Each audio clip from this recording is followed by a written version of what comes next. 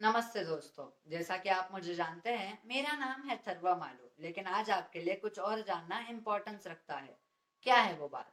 हाँ, आप सब लोग जानते हैं कि कल 2 अक्टूबर है और 2 अक्टूबर को महात्मा गांधी जी और लाल बहादुर शास्त्री जी का जन्म हुआ था। आप उनके बारे में बहुत कुछ जानते हैं, लेकिन क्या आप उनके सिद्धांतों के बारे में जानते हैं? क्या आप उनके सजेशंस को, सॉल्यूशंस को, यानी कि उनके प्रिंसिपल्स को पहचानते हैं? आज हम उसी के बारे में इस वीडियो में बात करने वाले हैं। और मैं आप सबसे एक विनती करता हूँ, एक रिक्वेस्ट करता हूँ, अगर आपको पॉसिबल है तो उनके कम से कम एक प्रिंसिपल को, एक सिद्धांत को कल से फॉलो करना शुरू कीजिए, जो उनके लिए एक अच्छा ट्रिब्यूट होगा और आपको भी उससे बहुत हेल्प मिलेगी। आइए पहले महात्मा गांधी जी के सिद्धांतों के बारे में बात करते हैं। महात्मा गांधी जी का पहला और मेन सिद्धांत था कि वो एक क्लीन इंडिया चाहते थे, यानी कि स्वच्छ भारत। और साथ ही साथ वो ट्री प्लांटेशन को सपोर्ट करते थे। और इसी को आगे हमारे प्राइम मिनिस्टर श्री नरेंद्र मोदी जी ने बढ़ाया है।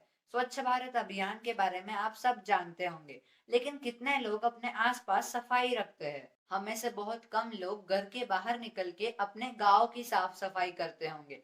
घर के अंदर की साफ सफाई तो जरूरी ही है और वो हर किसी को करनी ही चाहिए। लेकिन जापान में बच्चों को ये नहीं सिखाया जाता कि अपने घर की सफाई करो, बल्कि ये सिखाया जाता है कि अपने कंट्री की सफाई करो, क्योंकि उनकी कंट्री ही उनके लिए उनका पहला घर है। और इसीलिए अगर उनकी कंट्री क्लीन रहेगी तो अपने आप सारे घर क्लीन रहेंगे। एक और एग्जाम्पल आता है रवांडा से। रवांडा को क्लीनेस्ट कंट्री ऑफ अफ्रीका भी बोला जाता है, क्योंकि वहां पर हर मंथ के आखिरी सैटरडे को पॉलिटिशियंस और पब्लिक मिलके पूरी कंट्री को साफ करते हैं। और जब ट्री प्लांटेशन की बात आती है तो बस इतना ही कहूंगा कि हर साल कम से कम 5 ट्रीज प्लांट कीजिए, क्योंकि आपको उतना ऑक्सीजन रिक्वायर रहता है। आप उतना ऑक्सीजन हर साल कंज्यूम करते हैं जो 5 ट्रीज प्रोड्यूस करते हैं। इसीलिए आपको भी हर साल कम से कम 5 ट्रीज को लगाना है, उन्हें प्रोटेक्ट करना है, साथ ही साथ उन्हें अच्छे से वाटर सप्लाई भी देना है। गांधी जी का एक और सिद्धांत था, एक और विचार था। वो कहते थे कि इंडिया में काउ स्लॉटर को कम्प्लीटली बैन किया जाना चाहिए, यानी कि काउ की किलिंग नहीं होनी चाहिए, गाय को मारा नहीं जाना चाहिए, जो अभी भी इंडिया में कई कई जगहों पर प्रैक्टिस किया जाता है, भले ही वो इलीगली हो रहा हो। लेकिन मैं यहाँ पर कहना चाहूंगा, काउ स्लॉटर बैन करने की जगह हमें एनिमल स्लॉटर ही बैन कर देना चाहिए, क्योंकि इससे बहुत से डिजीजेस फैलते हैं। अब यहाँ पर कुछ बुद्धिजीवी कहेंगे कि नहीं नहीं, एनिमल्स तो प्रोटीन्स देते हैं, उन्हें खाने से विटामिन मिलते हैं। तो विटामिन और प्रोटीन्स लेने के कुछ और भी सोर्सेस है, आप वहां से भी उसे हासिल कर सकते हैं। इसे इस गोल को हासिल करने के लिए कुछ समय लगेगा, लेकिन ये गोल हासिल करना बहुत ही फायदेमंद रहेगा। कुछ दिनों पहले ये भी चर्चा चल रही थी ट्विटर पे, इंस्टाग्राम पे, यूट्यूब पे, कि काऊ को नेशनल एनिमल बनाना चाहिए या नहीं, यानी कि उसे टाइगर के साथ रिप्लेस करना चाहिए या नहीं।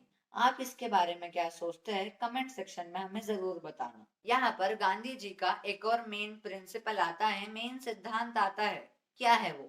सेक्युलरिज्म, यूनाइटेड इंडिया, यानी कि नो पार्टीशन, और साथ ही साथ बेसिकली सिंपली सर्वोदया।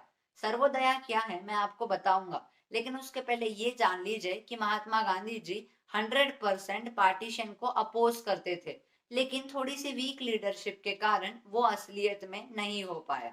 महात्मा गांधी जी सेक्युलरिज्म के पर्सपेक्टिव से बस इतना चाहते थे कि हर रिलीजन को इंडिया में इम्पोर्टेंस मिले, हर रिलीजन स्टेबल रहे, और कम से कम इतना ना हो कि दो रिलीजन के बीच में झगड़े ना हो, क्योंकि ये सिविल वॉर को लीड कर सकता है, जो बहुत सी कंट्रीज में हुआ है। और महात्मा गांधी जी इंडिया को यूनाइट करने के लिए एक और आइडियोलॉजी को सामने लाते हैं। वो आइडियोलॉजी कहती है कि हिंदी को इंग्लिश से ज्यादा इम्पोर्टेंस मिलना चाहिए, कम से कम इंडिया में, क्योंकि इंडिया को हिंदी जोड़ के रखती है। इंडिया के सबसे ज्यादा लोग ही हिंदी बोलते हैं। महात्मा गांधी जी का हिंदी को टॉप पे रखने का सपना, हिंदी से इंडिया को यूनाइट करने का सपना अभी तक पूरा नहीं हुआ है, और हम और आप मिलके इसको पूरा कर सकते हैं। गवर्नमेंट ऑफ इंडिया इस पे कुछ काम कर रही है। न्यू एजुकेशन पॉलिसी में इससे रिलेटेड कुछ इनिशिएटिव्स लिए गए हैं।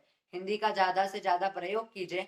और अगर आपको इससे ब्रॉडर नॉलेज चाहिए तो आप हमारा हिंदी दिवस से रिलेटेड वीडियो देख सकते हैं।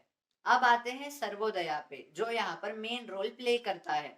सर्वोदया की डेफिनेशन को अगर मैं इंग्लिश में कहूँ तो वो इतनी ही होगी: social and economic development of everyone as a whole. Whole मतलब कम्युनिटी, और अगर मैं हिंदी में कहूँ तो इतना ही कहूंगा कि सबका साथ सबका विकास। गांधी जी का ये गोल सर्वोदया बहुत ही फायदेमंद रहेगा, लेकिन इसे हासिल करना बहुत मुश्किल है, क्योंकि एसएसटी का डेवलपमेंट चैप्टर हमें बताता है a development goal for one will be not development goal for another and sometimes it may be conflicting। अगर हिंदी में कहूँ तो इतना ही, जो मैं चाहता हूँ वो आप नहीं चाहते, और जो आप चाहते हैं वो मैं नहीं चाहता, और जो मैं चाहता हूँ कभी कभी उससे आपको हानि पहुंच सकती है। इसीलिए इस गोल को हासिल करना थोड़ा मुश्किल है, लेकिन नामुमकिन नहीं। हम इस गोल को भी हासिल करने के लिए ट्राई करेंगे, लेकिन इसे बहुत साल लगेंगे। आइए अब हमारे इंटरसेक्टिंग सिद्धांत को जानते हैं। इसका मतलब ये है कि जो ये वाला सिद्धांत मैं आपको बताने वाला हूँ, ये लाल बहादुर शास्त्री जी भी चाहते थे और महात्मा गांधी जी भी चाहते थे। ये सिद्धांत आप जानते ही होंगे। ये सिद्धांत है नॉन वायलेंस और पीस। ये माना जाता है कि नॉन वायलेंस को महात्मा गांधी जी ने ही ओरिजिनेट किया था, पहली बार इसका प्रैक्टिकल टर्म में यूज हुआ था। और जैसे कि आप सब जानते हैं, लाल बहादुर शास्त्री जी को मैन ऑफ पीस के नाम से भी जाना जाता है। जब नॉन वायलेंस की बात आती है, जब पीस के बारे में चर्चा होती है, तो मुझे एक ही बात याद आती है। वो बात ये है कि गलत का विरोध कीजिए और सही को सपोर्ट कीजिए। आप इसे गौर से समझिएगा और फिर इस पे अमल कीजिएगा। आइए अब लाल बहादुर शास्त्री जी के सिद्धांतों के बारे में जानते हैं। शास्त्री जी का एक नारा था, जय जवान जय किसान, और आपने इसे कई बार दोहराया भी होगा, रिपब्लिक डे के दिन, 2 अक्टूबर के दिन, या फिर इंडिपेंडेंस डे के दिन। लेकिन क्या आप इसका इम्पोर्टेंस जानते हैं? ये नारा हमें बताता है कि हमें सोल्जर्स और फार्मर्स को सपोर्ट करना चाहिए, उनकी हेल्प करनी चाहिए, और सबसे मेन बात, उन्हें रिस्पेक्ट देनी चाहिए, क्योंकि ये ऐसे दो प्रोफेशंस है जो कभी भी किसी भी वक्त हमें काम आते हैं। क्यों?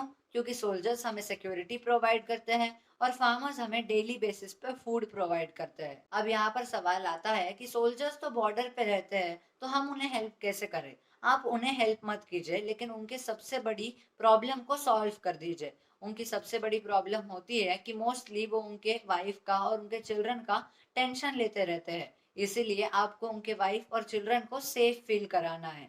हमारा अगला वीडियो कुछ दिनों में वुमन सेफ्टी पे और साथ ही साथ चिल्ड्रन सेफ्टी पे रहेगा, क्योंकि ये टॉपिक्स बहुत इंपॉर्टेंट है बात करने के लिए। अब बात आती है कि फार्मर्स को कैसे हेल्प करें, तो इसके लिए कई रास्ते हैं। सबसे पहली बात जो आपको करनी है, तो कल से यानी कि 2 अक्टूबर से लाल बहादुर शास्त्री जी को एक ट्रिब्यूट बोल के आपको फार्मर्स से कभी भी बार्गेनिंग नहीं करनी है। जब आप मॉल्स में जाते हो, सुपरमार्केट्स में जाते हो, या सिनेमा हॉल्स में जाते हो, तो जितना प्राइस होता है आप उतना खुशी खुशी पे करते हो, क्योंकि वहां आपके रिस्पेक्ट का सवाल होता है। लेकिन फार्मर्स से आप खुल के भाव करते हो, खुल के उनकी चीजों का रेट कम कर देते हो।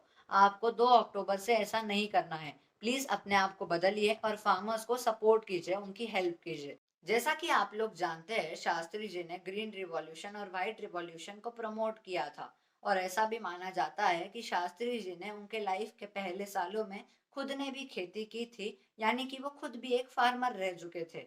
और जिससे साबित होता है, उनकी पॉलिसीज बताती है कि वो फार्मर्स को बहुत अच्छे से सपोर्ट करते थे, जो हर पॉलिटिशियन को करना चाहिए, क्योंकि फार्मर्स हमारे इकोनॉमी और सोसाइटी का बेस बनाते हैं। यहाँ पर हमने एक कदम उठाया है और आपको एक कदम उठाना पड़ेगा। क्या कर रहे हैं हम हमारे आसपास की लोकेलिटी में जो सब्जी मंडी है, जो फार्मर्स है, उन्हें कुछ गिफ्ट देने वाले हैं, उनके साथ कुछ चीजें शेयर करने वाले हैं, जिनसे उन्हें भी खुशी मिलेगी, उन्हें समर्थन भी मिलेगा, और खुद को भी खुशी पहुंचती है। आप भी इसे ट्राई करके देखिए। आप भी आपके लोकेलिटी में कुछ गिफ्ट दे सकते हैं। याद रखिएगा, शेयर कीजिए, डोनेट नहीं। इसके पीछे एक राज है जो मैं आपको मेरे फर्दर वीडियोस में बताऊंगा। धन्यवाद इस वीडियो को कम्प्लीटली देखने के लिए। जो नॉलेज मैंने आपको दिया है वो किसी के साथ शेयर कीजिए, क्योंकि अगर आप ये लर्निंग्स किसी को देंगे तो वो आपको दुआएं देगा। और साथ ही साथ कम से कम एक सिद्धांत यानी कि एक प्रिंसिपल को जरूर फॉलो कीजिएगा, जो आपकी लाइफ बदल दे सकता है और हमारे लीडर्स को एक ट्रिब्यूट दे सकता है। चैनल को सब्सक्राइब कीजिए और वीडियो को लाइक कीजिए और हमें सपोर्ट करते रहिए। कमेंट करके आप हमें बता सकते हैं कि आपको किन टॉपिक्स पर वीडियो चाहिए। जो भी केस स्टडीज आपको चाहिए, कमेंट करके हमें जरूर बताना। धन्यवाद आपके इस प्यारे से सपोर्ट के लिए।